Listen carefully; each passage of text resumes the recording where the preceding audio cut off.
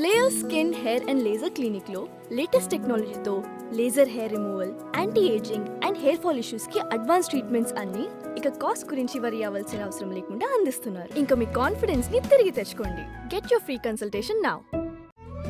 తెలుగు వారి #1 choice Telugu matrimony.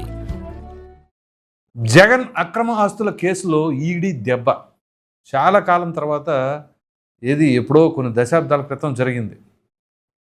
ఒక విధంగా చెప్పాలి అంటే రాజశేఖర రెడ్డి గారు ఆ సమయంలో ఏం చేశారు ఏంటి ఇదంతా కూడా ఇవాళ అంటే ఈరోజు కాదు, నిన్న జరిగింది యాక్చువల్గా తెలంగాణ హైకోర్టులో. అసలు ఏం జరిగింది, ఈ అక్రమ ఆస్తుల కేసులకు సంబంధించిన అంశం ఏంటి అనేది, ఇక్కడ ఈడీ ఏం చేసింది అనేది కూడా మీకు తెలియజేస్తా. ఈ అక్రమ ఆస్తుల కేసులో జప్తు చేసిన ఆస్తులన్నీ కూడా నేరపూరితమేనని ఈడీ కొన్ని ఆస్తులు జప్తు చేసింది. ఆ ఆస్తులన్నీ కూడా నేరపూరితమేనని అందుకని తెలంగాణ హైకోర్టుకి ఈడీ నివేదించింది. ఈడీ ఎందుకు నివేదించాల్సి వచ్చింది? దీనికి ముందే జరిగిందంటే ఈడీ జప్తు చేసిన ఈ ఆస్తులను కేసుతో నేరుగా సంబంధం ఉందని, ఏదైతే ఈడీ జప్తు చేసిందన్నా కదా ఆ ఆస్తులన్నీ, బ్యాంకు హామీల ద్వారా విడుదల చేయడానికి వీల్లేదని, బ్యాంకు హామీల ద్వారా ఎటువంటి పరిస్థితులు దీన్ని విడుదల చేయడానికి వీల్లేదని చెప్పేసి స్పష్టం చేయడం జరిగింది. దీనికి ఇప్పుడు జగన్మోహన్ రెడ్డి గారి తరపున వాదనలు వినిపిస్తున్న న్యాయవాది నిరంజన్ రెడ్డి ఆయన ఏమంటారంటే, సిబిఐ కేసు ఆధారంగా ఈడీ కేసు నమోదు చేసి ఆస్తులను జప్తు చేసిందని, ఆ జప్తు చెల్లదని ఆల్రెడీ అపిలేట్ ట్రిబ్యునల్ వాళ్ళు ఇచ్చారనమాట. అది తీర్పు వెలువరించింది. ఏంటి, ఈ సిబిఐ కేసును ఆధారంగా ఈడీ జప్తు చేసింది కాబట్టి అది చెల్లదని చెప్పేసి అపిలేట్ ట్రిబ్యునల్ ఇచ్చింది. దాన్ని సవాల్ చేస్తూ ఈడీ తెలంగాణ హైకోర్టును ఆశ్రయించింది. ఇక్కడ రామ్కీ సంస్థ, ఈ రామ్కీ కూడా జప్తు చేసిన ఆస్తులకు సమాన విలువను బ్యాంకు డిపాజిట్స్ ద్వారా స్వీకరించి విడుదల చేసేలా ఆదేశాలు ఇవ్వాలని మధ్యంతర పిటిషన్ దాఖలు చేసింది రామ్కీ సంస్థ. వాళ్ళదే ఇక్కడ లబ్ధి చేకూర్చింది ఎవరికంటే రామ్కీ సంస్థ వాళ్ళకి. వాళ్ళేంటి, ఆ బ్యాంక్ డిపాజిట్ స్వీకరించి మాకు అది విడుదల చేయండి, అది జప్తు చేసింది అని చెప్పేసి దీనిపై నిన్నే కోర్టులో విచారణ చేపట్టడం జరిగింది. ఈడీ ఏం చెప్తుంది, ఈడీ వాదనలు వినిపిస్తూ రామ్కీ ఫార్మసీలో 16 ఫ్లాట్లను ఈడీ జప్తు చేసిందట. ఎందుకు జప్తు చేసింది అని అంటే, ఫార్మాసిటీ నిర్మాణానికి వీళ్ళు అసలు కోరుకున్నది దాన్ని. 500 మీటర్లు గ్రీన్ బెల్ట్గా వదిలిపెట్టాలని మొదటగా నిర్ణయించారట. దానికి ఒక 500 మీటర్లు గ్రీన్ బెల్ట్గా వదిలేసేయాలని చెప్పేసి నిర్ణయిస్తే, తర్వాత దాన్ని 50 మీటర్లు కుదిరించారంట. చూడండి, అక్కడ 450 మీటర్లు అక్కడ వేసిచ్చారు. తద్వారా రామ్కి లబ్ధి పొందిందని తెలిపారు. ఇది నేరపూరిత సొమ్మే కదా, మరి అంతే కదా. 500 మీటర్లు వదలాల్సిన గ్రీన్ బెల్ట్కి 50 మీటర్లు కుదిరించేసి 450 మీటర్లని మరి వీళ్ళు ఏం చేసేసారు, ఆ ప్రకారంగా చేసుకుంటే మరి అట్లాగే ఫ్లాట్లు నిర్మించారు కాబట్టి ఈడీ జప్తు చేసింది. ఇదంతా కావాలనే కదా, ఓ ప్లాన్డే కదా.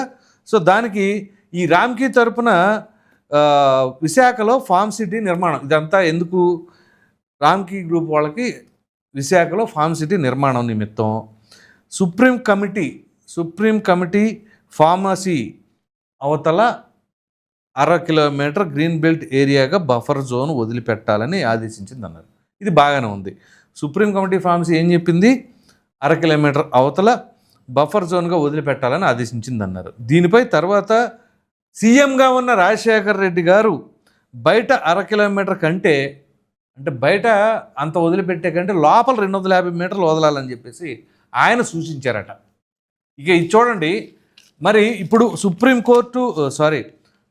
కమిటీ ఫార్మసీ వాళ్ళు చెబితే దాన్ని కూడా మరి ముఖ్యమంత్రి గారు కదా, ఆయన ఏం చేశారు, అలా వద్దులే ఇలా 250 మీటర్లు వదలండి అని చెప్పేసి అంటే, ఆ తర్వాత అప్పుడు బఫర్ జోన్ బయటే ఉంటుంది కదా, సరే 250 మీటర్లు వదిలిపెడితే 900 ఎకరాలు మాత్రమే మిగులుతుందని వీళ్ళు చెప్పారట రామ్కీ వాళ్ళు రాజశేఖర రెడ్డి గారికి.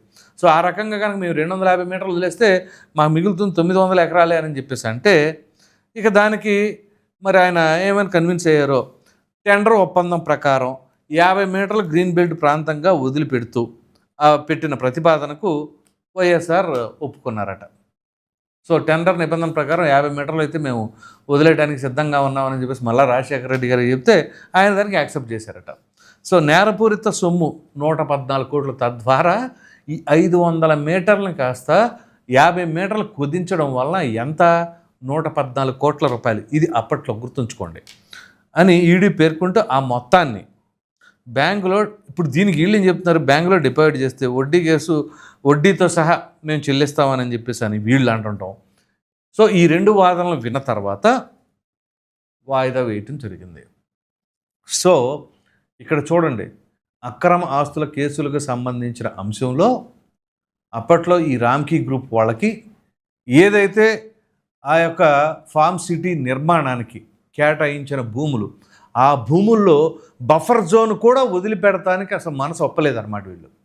దానికి నిబంధనలు ఉంటాయి కదా, మరి బఫర్ జోన్ అంటే ఇన్ని మీటర్లు వదిలిపెట్టాలి, ఇంత ఏరియాలో నిర్మించుకోవాలి అని చెప్పేసి అంటే దానికి కూడా వీళ్ళు కక్కుర్తిపడి 500 మీటర్లు అంటే దాన్ని 50 మీటర్లు కుదిరించి దాని అప్పట్లో మరి రాజశేఖర రెడ్డి గారిని ఒప్పించి చేసుకుంటే ఇప్పుడు ఆ పరిస్థితి ఏమైంది? ఈడీ అందుకనే అంత స్ట్రాంగ్గా చెప్తుంది. సో వీళ్ళు ఆ రకంగా బఫర్ జోన్ను కూడా ఈ రకంగా చేశారు కాబట్టి తద్వారా ఫ్లాట్లు అదనంగా నిర్మించడం, మరి ఆ ఫ్లాట్లు అదనంగా వేయటం వల్ల ఏమవుతుంది, వాళ్ళకి కలిసి వస్తుంది కదా. సో అందుగురించే ఈడీ చాలా స్ట్రాంగ్గా దానిపైన ఇచ్చేస్తే దానికి అపిలేట్ ట్రిబ్యునల్ ఏం చెప్పింది, సిబిఐ కేసు నమోదు చేసింది కాబట్టి దాన్ని బేస్ చేసుకుని ఈడీ చేసిందని చెప్పేసి అంటే ఈడీ అందుకనే నో కాంప్రమైజ్ అనుకుంటూ తెలంగాణ హైకోర్టుకి వెళ్ళి వాదనలు వినిపించడం జరిగింది.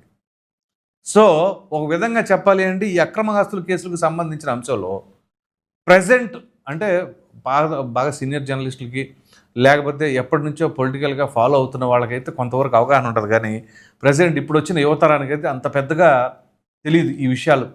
అసలు అక్కడ అక్రమాస్తులు అంటే అప్పుడు ఏం జరిగింది, జగన్మోహన్ రెడ్డి గారు 16 నెలలు ఎందుకున్నారు, అదేమిటంటే రాజకీయ కక్ష, సోనియా గాంధీ గారు కావాలని అలా చేశారా అని అంటే మరి ఈడీ అలా ఎందుకు చెప్తుంది?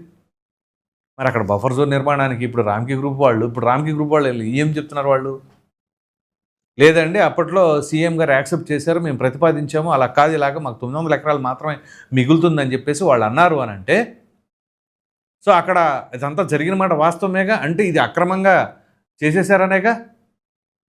సో ఇప్పుడు కక్షపూరిత ధోరణితో కేసులు పెట్టారని అనుకుంటారా, నిజంగానే నేరపూరితంగానే వీళ్ళు పాల్పడ్డారు అని చెప్పేసి అని అనాలా? ఈడీ అంత సాదాసీదాగా ఎంటర్ అవ్వదు కదా. ఎక్కడెక్కడ ఏం జరిగింది, అక్కడ మనీ లాండరింగ్ జరిగిందా లేదా, మనీ రూటింగ్ జరిగిందా లేదా, అవన్నీ కూడా వాళ్ళ దగ్గర ఆధారాలు చేపట్టిన తర్వాతే ముమ్మరంగా దీనిపైన జరుగుతుంది. మీకు అంతెందుకు మద్యం కుంభకోణానికి సంబంధించిన అంశంలో కూడా ఈడీ ఎంటర్ అయిందంటే ఏంటిది, ఖచ్చితంగా ఈ మనీ లాండరింగ్ అనేది జరిగింది, ఎటు నుంచి ఎటు వెళ్ళింది ఏంటి అనేది.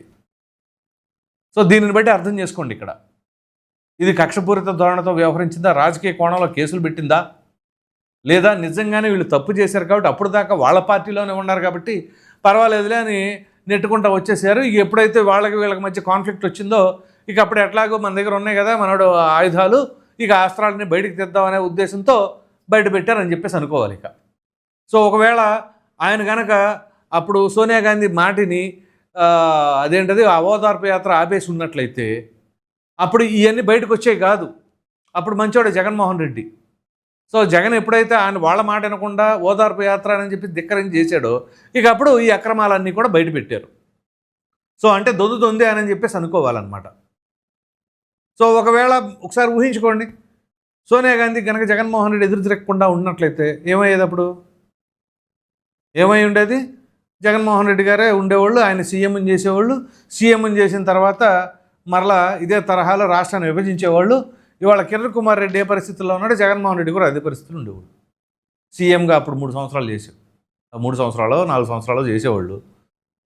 ఎందుకంటే ఇమీడియట్గా రోషన్ చేశారు. సరే కొంతకాలం గ్యాప్ తర్వాత అయినా జగన్మోహన్ రెడ్డిని ఒక 6 నెలల తర్వాత చేసి ఉన్నట్లయితే ఆ టెన్యూర్ మొత్తం 2014 వరకు చేసేవాళ్ళు, రాష్ట్ర విభజన అయిపోయేది. ఇప్పుడు ఏదైతే ఆ టైంలో కిరణ్ కుమార్ రెడ్డి మొయ్యాల్సి వచ్చిందో ఈ యొక్క రాష్ట్ర విభజనకు సంబంధించిన పాపం అన్నట్లుగా అదే తరహాలో ఇప్పుడు జగన్మోహన్ రెడ్డి ఉండేవాళ్ళే బహుశా.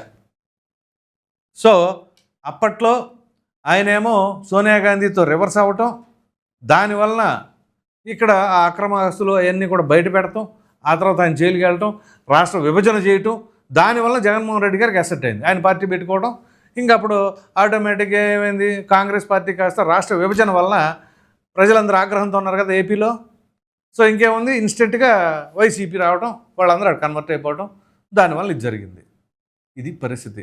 సో మొత్తం మీద చెప్పుకోవాల్సి వస్తే ఈ అక్రమాస్తుల కేసులకు సంబంధించిన దాంట్లో అయితే ఈడీ గట్టిగానే దీనిపైన పోరాడుతుందని చెప్పేసి అనుకోవాలి. అందు గురించి వాళ్ళు అపిలేట్ ట్రిబ్యునల్ చెప్పినా కానీ తెలంగాణ హైకోర్టుకు వెళ్ళి ఈ కేసుకు సంబంధించిన ఎపిసోడ్లో గట్టిగా అన్నీ కూడా వాళ్ళు వాదనలు వినిపించేసరికి ప్రస్తుతానికైతే వాయిదా వేశారు. మరి చూద్దాం దీనిపైన ఏం జరగబోతుంది ఏంటి అనేది.